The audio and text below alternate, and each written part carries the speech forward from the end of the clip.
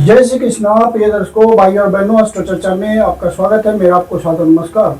इस वीडियो में हम चर्चा करेंगे जो कन्या लग्न के व्यक्ति अर्थात वर्ग व ascendant है उनका मार्च महीना कैसा गुजरेगा, एक संक्षिप्त पर चर्चा करेंगे। आप कन्या लग्न के व्यक्ति हैं तो ये वीडियो आपके लिए है। ये प्रथम भाव, इसमें 6 नंबर लिखा हुआ, अर्थात ये कन्या लग्न की कुंडली को इंडिकेट करता है और 1 मार्च को जो गोचरीय परिस्थिति है वो आपकी कुंडली पे दिखाया हुआ है और इस माह में जो महत्वपूर्ण गोचरीय परिवर्तन है उसको डिस्प्ले किया हुआ है। आपके लग्नेश होते हैं बुध देवता, जो कि 6वें भाव पे गोचर कर रहे हैं। इस समय वक्री अवस्था में है और 21 तारीख से पहले तक वक्री अवस्था में रहेंगे, फिर 21 तारीख से मार्गी हो जाएंगे। साथ में आपके कर्म भाव के भी स्वामी हैं, तो 6ठा भाव आपकी नौकरी का होता है। बुध देवता वक्री हैं, तो आपको कुछ बातों का ध्यान रखना चाहिए जब तक बुध देवता वक्री हैं। आप कोई भी नया कम्युनिकेशन का साधन नहीं परचेज करें, कोई लैपटॉप, मोबाइल इत्यादि खरीदने से बचें, परहेज करें। और आपका यदि कोई काम धंधा रुका हुआ है, निगोशिएशंस के कारण स्टॉप हो गया हो, तो उसको रिवाइव करने की कोशिश करें, उसमें सफलता मिलेगी आपको। क्योंकि जो भी वक्री अवस्था में ग्रह होते हैं वो पुराने रुके हुए काम को पूरा कराने की कोशिश करते हैं और बुध देवता कम्युनिकेशन के कारक हैं, तो आपको वहां पे सफलता देंगे। कोई दोस्त से आपका कनेक्शन, कम्युनिकेशन गैप हो गया हो, आपको उसकी जरूरत हो, तो इस समय आप कोशिश करें तो आपको सफलता मिलेगी 21 तारीख से पहले। कोई आपका प्रोजेक्ट पेंडिंग हो गया हो, निगोशिएशंस के कारण संवाद स्थापित नहीं कर पा रहे हो, मीटिंग्स नहीं हो पा रही हो, तो आप इस समय कोशिश करें कि वो मीटिंग्स हो, अरेंज करें आप, तो आपको सफलता मिलने के बहुत ज्यादा चांसेस होंगे इन सब बातों में।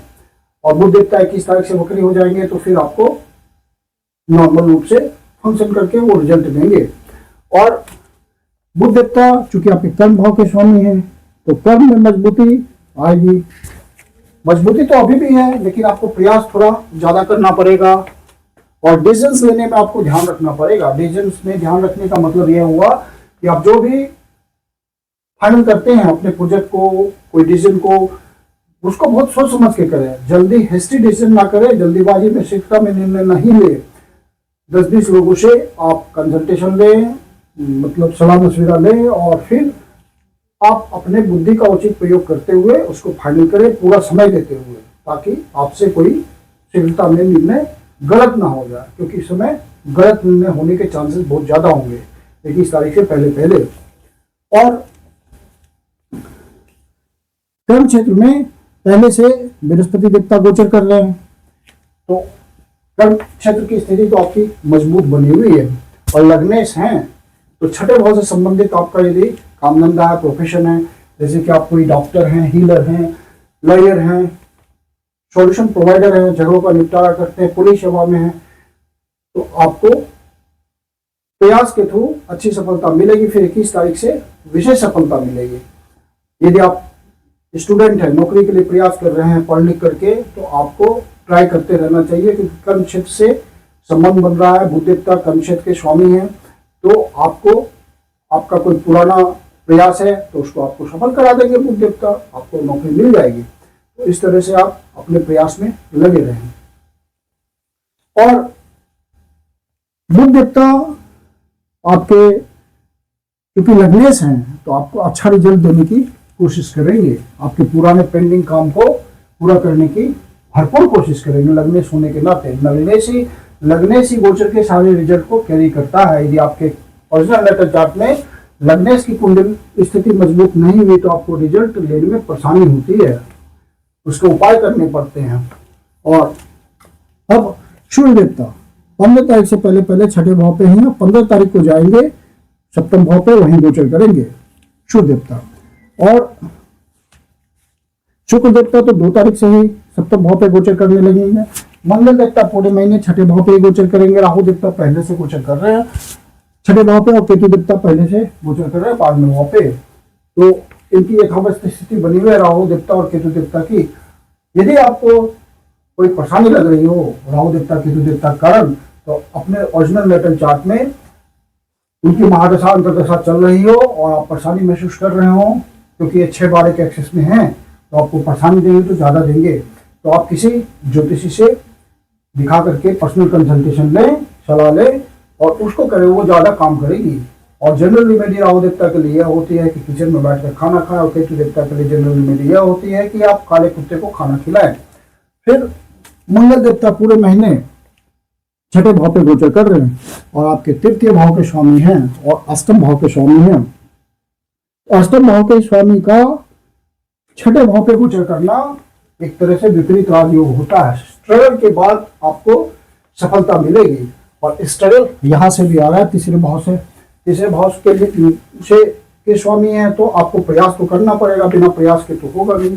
यदि तीसरे भाव से आपका संबंध है कर्म का, जैसे आप सेल्स एंड मार्केटिंग में हैं या आपके प्रोफेशन में डेली यात्रा इन्वॉल्व होती है, छोटी यात्रा बड़ी यात्रा भी इन्वॉल्व होती है, तो किसी तरह का टूर एंड ट्रेवल होता है, तो वहां पे आपको इफर्ट लगाने पड़ेंगे, तब आपको रिजल्ट मिलेगा।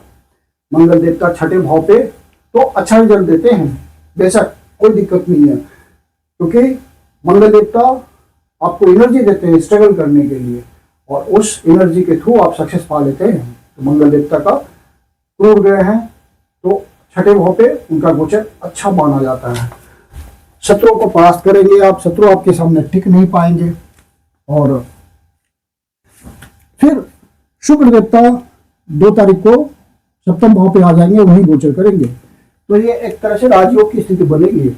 जब शुक्र देवता शनि देवता के ऊपर गोचर करेंगे सप्तम भाव में, तो इन दोनों का कॉम्बिनेशन आपस में राजयोग का निर्माण करता है, कि उत्तम राजयोग का निर्माण करता है। तो सप्तम भाव से संबंधित आपके अच्छे रिजल्ट होंगे।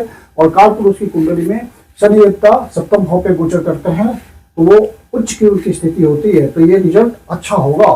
शनि देवता के ऊपर शुक्र देवता का गोचर करना 2 तारीख से आपके लिए लाभप्रद है और आपको बिजनेस में पहले से प्रयास कर रहे होंगे तो अच्छी सफलता मिलेगी। और शनि देवता चूंकि पंचम भाव के स्वामी हैं और आपके छठे भाव के स्वामी हैं, सप्तम भाव पे गोचर कर रहे हैं, तो आपको लाभ की स्थिति बनाए हुए हैं। और शुक्र देवता आपके भाग्य भाव के स्वामी हैं, धन भाव के स्वामी हैं, तो आप अपने धन को बनाने में सफल होंगे, एसेट को बनाने में सफल होंगे। यदि आप माता पिता के साथ या कुटुंबजनों के साथ कोई व्यापार करते हैं तो आपको विशेष सफलता मिलेगी। कोई ऐसी प्लानिंग हो जाएगी, कोई नई ऐसी इनिशिएशन हो जाएगी जिससे आप धन का संचय कर पाएंगे।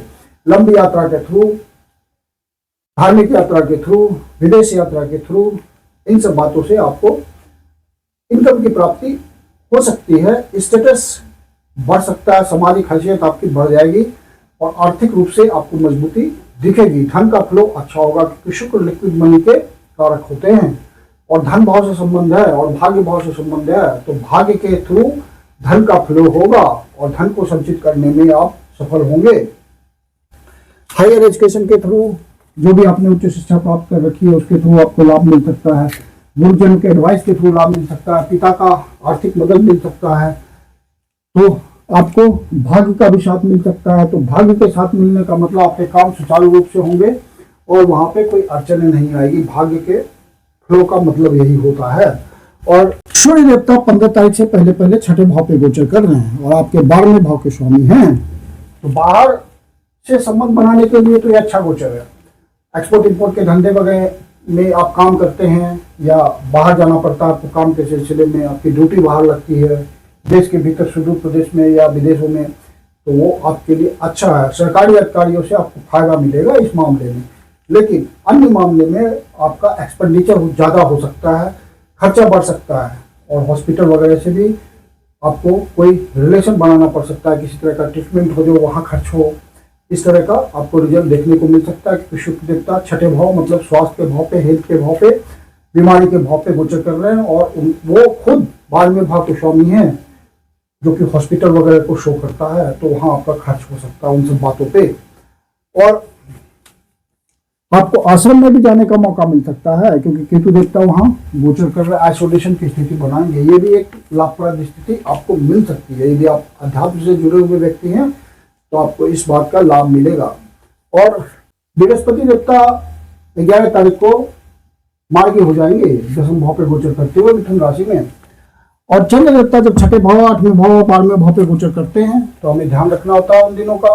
तो 16, 17 और 18 तारीख को छठे भाव पे गोचर कर रहे हैं। इन दिनों अनावश्यक किसी से बात विवाद में ना उलझे, कोर्ट कचहरी के मामले में ना फंसे, लोन वगैरह से बचे।